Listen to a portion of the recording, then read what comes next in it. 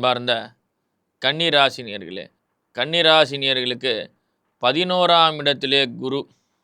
நல்ல லாபம், முன்னேற்றங்கள், கன்னிராசிக்காரர்களுக்கு நல்ல ஆதாயம் வரக்கூடிய நேரம்.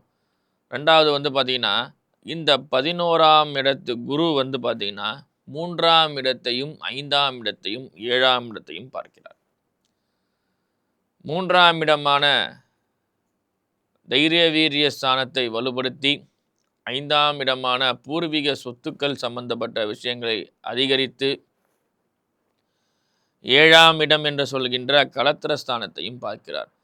இந்த 7ஆம் இடத்துல ஏற்கனவே சனி பகவான் இருக்கிறதுனால உங்களுக்கு விரைவிலே திருமணம், அதே போல் கொஞ்சம் கஷ்டப்பட்டு திருமணம் நடக்கக்கூடிய விஷயங்கள், முன்னுக்கு முரணான கருத்துக்களை கொண்ட கணவன் மனைவியர்களுக்கு அந்த கருத்து வேறுபாடெலாம் நீங்கி நல்ல ஒற்றுமையான ஒரு சந்தோஷமான வாழ்க்கை. 5ஆம் இடத்தை பார்க்கறதுனால திருமணமாகியும் குழந்தை பாக்கியம் இல்லாத நபர்களுக்கு வெகு விரைவிலேயே நல்ல புத்திர சந்தான குழந்தை பாக்கியங்களும் வாரிசுக்கான விஷயங்களும் சிறப்பாக நடக்குது.